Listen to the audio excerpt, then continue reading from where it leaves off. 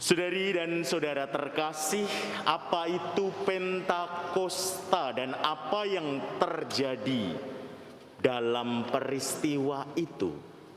Mari kita lihat beberapa hal yang patut untuk kita ketahui tentang Pentakosta. Pentakosta secara asal kata berasal dari kata Yahudi, dari kata Yunani, Pentekoste, yang artinya adalah hari ke-50. Dalam tradisi Yahudi, pada hari ke-50 biasanya banyak orang berkumpul dan merayakan atau memperingati pemberian hukum Taurat kepada Musa di Gunung Sinai. Pada hari itu banyak orang Yahudi dari berbagai macam penjuru datang ke Yerusalem untuk bersyukur karena Allah sungguh hadir dengan kesetiaannya. Mereka biasanya akan mengenangkan kembali bagaimana Allah itu menuntun mereka lewat hukum-hukum Taurat yang diberikannya pada Musa, dan mereka membangun komitmen kembali.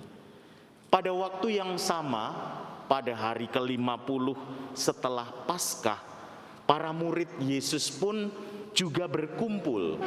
Mereka dari berbagai macam penjuru datang ke Yerusalem dan mereka tinggal di sebuah ruangan. Ketika mereka berkumpul sambil berdoa, mereka menantikan Roh Kudus, Roh penolong yang lain yang dijanjikan oleh Yesus. Dan tepat pada hari itu Roh Kudus hadir, terutama dengan disertai tiupan angin keras dan lidah-lidah api. Maka banyak orang kemudian kaget dengan peristiwa itu. Mereka mendekati ruangan atau senakel itu dan mereka melihat bahwa para rasul yang berkumpul tadi diberi karunia berbicara dan mendengarkan dalam bahasa-bahasa lain. Mereka saling meneguhkan satu dengan yang lain, terutama tentang perbuatan-perbuatan besar Allah. Para rasul pun kemudian menemui banyak orang yang kaget ada peristiwa apa di situ, di Yerusalem itu. Dan mereka, para rasul, mulai untuk mendekati orang-orang yang berkumpul, lalu berbicara dengan bahasa yang dapat mereka pahami. Apa yang orang banyak dengar dari perkataan para rasul? Mereka mendengarkan bahwa para rasul itu berbicara tentang Yesus Kristus yang tersalib demi menebus dosa manusia, dan ia bangkit untuk memberikan harapan pada kebangkitan badan, kehidupan kekal. Dua hal itu yang ditekankan oleh para rasul, dan banyak orang bisa memahami bahasa itu. Allah tidak jauh dari manusia, namun dekat dan hadir nyata memberi harapan.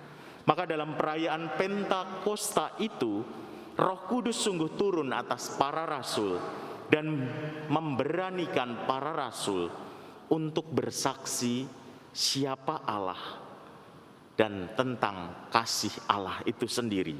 Ada 3 poin penting dalam peristiwa Pentakosta ini. Pertama, Roh Kudus mengumpulkan kembali para murid Kristus itu sendiri. Mereka berkumpul, berdoa bersama, sharing, saling menguatkan, dan menantikan kehadiran Roh Kudus. Dengan kata lain, Roh Kudus membangun persekutuan umat beriman. Inilah mengapa dalam tradisi Pentakosta disebut juga sebagai hari lahirnya gereja perdana. Yang kedua, Roh Kudus yang hadir mendorong para rasul untuk berani menyampaikan karya besar Allah. Kita ingat bahwa situasi para rasul sebelum Pentakosta adalah takut. Mereka takut dianiaya.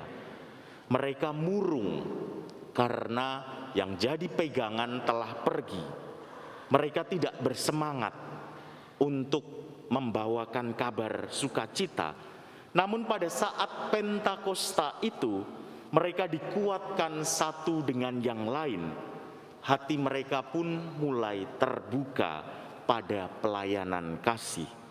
Dan yang ketiga, Roh Kudus memberikan karunia pada para rasul untuk mau mendengarkan dan berbicara dalam aneka bahasa. Mereka dimampukan dengan hati yang sudah terbuka untuk mau menemui, mendengarkan orang, dan menyampaikan harapan. Sehingga banyak orang kemudian memahami Allah itu sendiri. Saudari dan saudara terkasih, sampai sekarang dan nanti Roh Kudus juga hadir untuk kita semua. Tinggal bagaimana kita mau membuka hati kita pada sapaannya. Dari pengalaman para rasul, kita bisa belajar bahwa mereka, para rasul itu, memiliki upaya membangun kebersamaan dengan berkumpul, berdoa bersama, dan sharing pengalaman hidup. Kita pun juga bisa untuk meniru dan memulainya, mulai dari keluarga. Ada waktu untuk berkumpul, berdoa bersama, dan saling meneguhkan. Hari ini akan ada 20 pasangan suami istri yang mohon berkat bagi ulang tahun perkawinan mereka. Dan tentu harapannya bahwa situasi untuk membangun kebersamaan terus dapat diupayakan. Ada waktu seperti Paus Fransiskus mengatakan, pilar dalam keluarga adalah mau berkumpul bersama, berdoa bersama, bila ada waktu dan sesuatu yang mendukung rekreasi bersama. Hal itu akan membangun keluarga yang baik. Ataupun juga bisa dimulai dari lingkungan. Dalam beberapa waktu ini saya melihat di paroki katedral sendiri banyak umat yang sudah memulai ini dengan berbagai macam bentuknya. Ada yang berdoa rosario bersama, ada yang misa bersama, ada yang kemarin perarakan Bunda Maria di wilayah. Ada juga yang mengupayakan untuk mengunjungi para lansia di sebuah panti, dan lain-lain. Ada banyak bentuk untuk berkumpul, berdoa bersama, dan saling meneguhkan. Berilah waktu untuk hal ini. Yang kedua, dengan karunia yang ada, para rasul mampu untuk mendekati orang, menjumpai, dan membantu mereka memiliki daya tumbuh. Kita pun juga bisa. Setiap dari kita diberikan talenta.